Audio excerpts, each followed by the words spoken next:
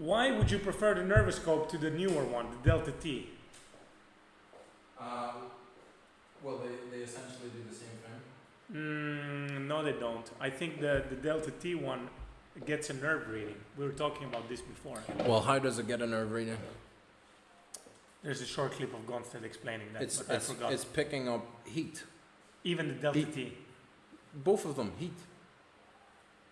I've run the scope on a spine, and then I've run the what do you call it, the Delta T on a spine, and it shows basically the same breaks. They're both picking up heat, so you're measuring autonomic nerve function. Did you make a change? Sympathetic.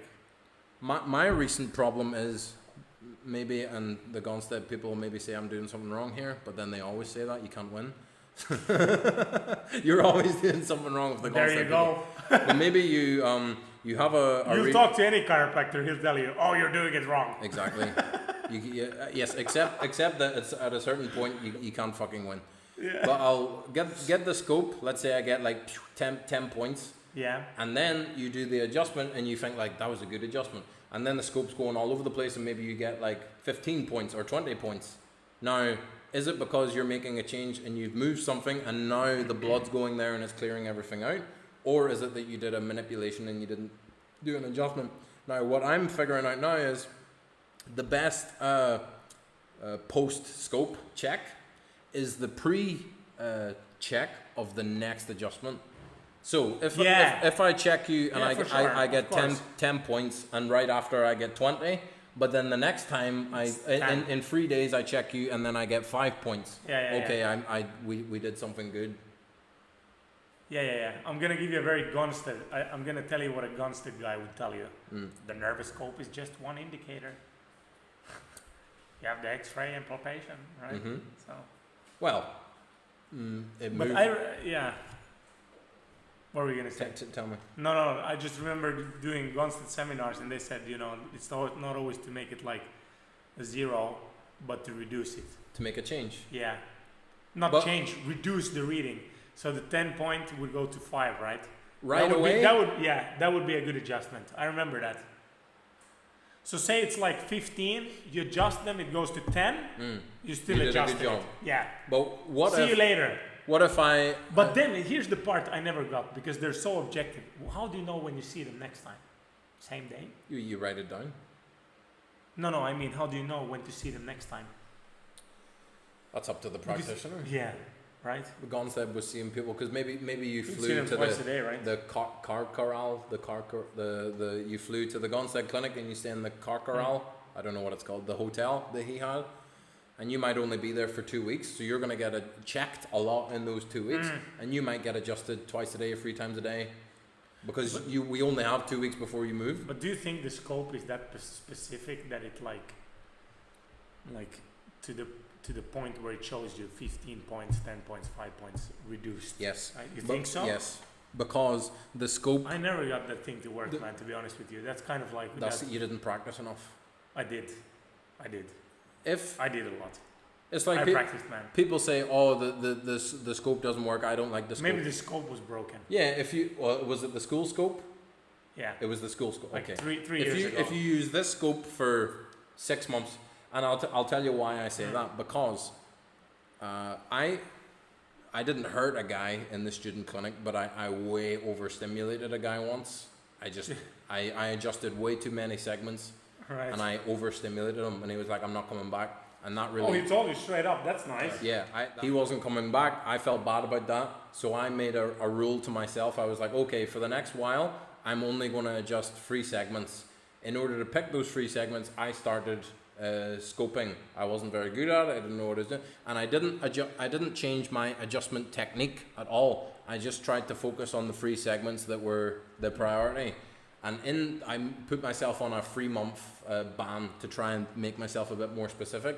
In those 3 months, without changing my adjustment technique, I wasn't doing Gonstead. I'm still not doing Gonstead. I'm learning it and I'm piecing it together a little by little, but I'm not a Gonstead adjuster yet. And maybe I'll never be, I don't know. But in those 3 months, my results went up.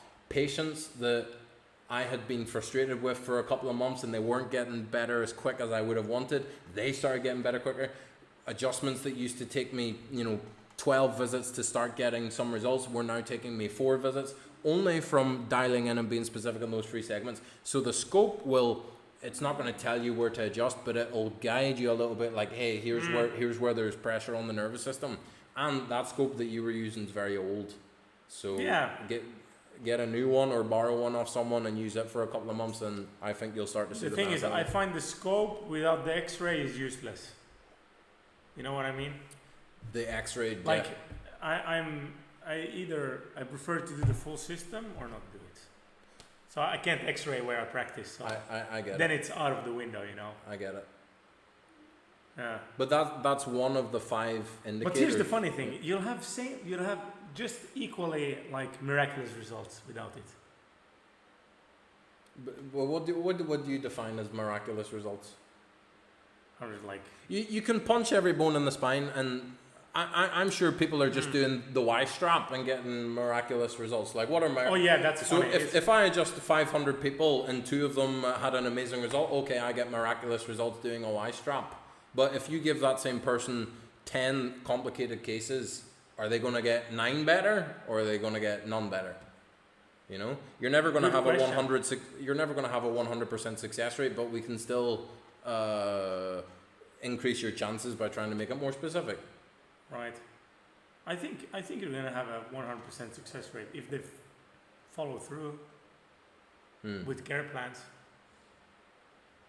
But then and get adjusted. That's the other excuse that chiropractors will make. So they'll be like, you have to come and see me 3 times a week for 12 weeks. And then if the person drops off halfway through because they're not getting, it's your fault because you didn't follow the care plan. And I'm like, all right, maybe they didn't I've had patients that didn't follow the care plan and then blame me. And I'm like, well, I told you to be here, you weren't here. Maybe you say like twice a week for 4 weeks, and the end of the month comes and they've been twice. Oh, I didn't get better quick enough. I'm like, okay, well, that's not really on me, that's on you. Then you're up for some communication. Yes. but then there's some chiropractors that do that and they just take the piss. Yeah. True. I don't think anyone really needs to be adjusted for 3 times a week. If I see you 3 times a week, like you are dying. Something's wrong.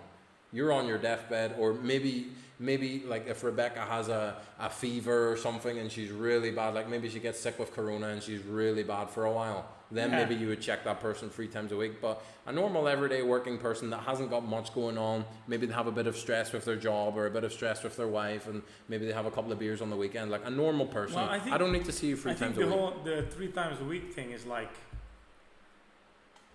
it depends a little bit also on your view. Like if you're talking about alignment in the spine, you say, okay, this one is subluxated like this, right?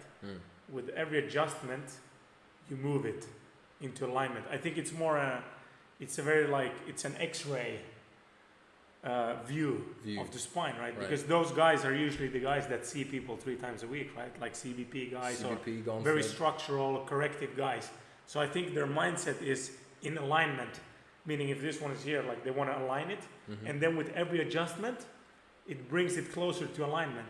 So then from that point of view, it makes sense to see them 3 times a week, because they're going to get into alignment quicker. Sure. Right? Instead of seeing them twice a week, because then the care plan will get longer. Right. So I think that's the way of, I don't know. I don't recommend that, but that's the way I would see them explaining it. That's CBP.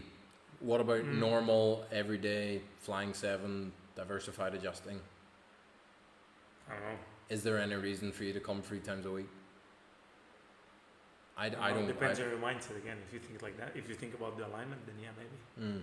I don't know. It's perspective. I mean, currently I'm not doing that. Currently. The reason I say currently is because I've been a chiropractor 3 years, and man, my opinions, they're shifting all the time. Yep.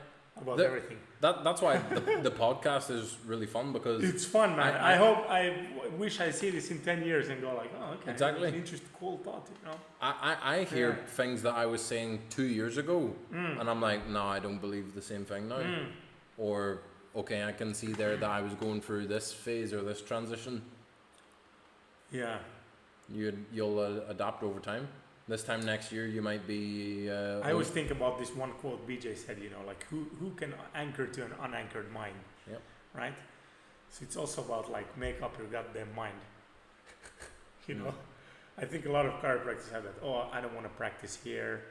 I'm doing a little bit of this technique, a little bit of that technique, and it somehow like it fucks you up and it interferes with your results. Or was it Fred Barge or he said make up your damn mind, right? The DE guy, the DE.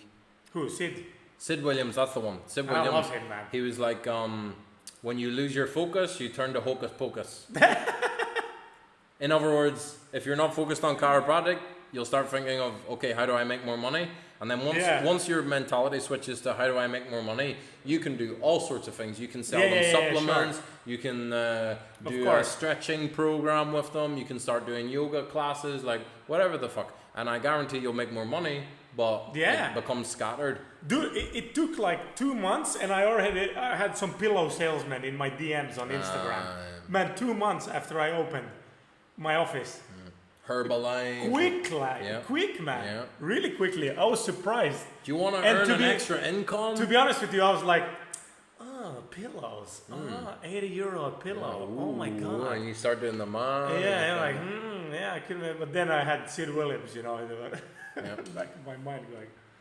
Yeah, I tell them, I'm like, I don't do any of that. I don't do any of that stuff. And I was a personal trainer. I have a degree in sports coaching, and I tell them that, and I'm like, look, can I write you a diet plan? Probably. I'm going to be better than the guy on the street, but I haven't studied nutrition for 4 years, and then the countless hours of research papers and study that you have to do to maintain and keep on your game.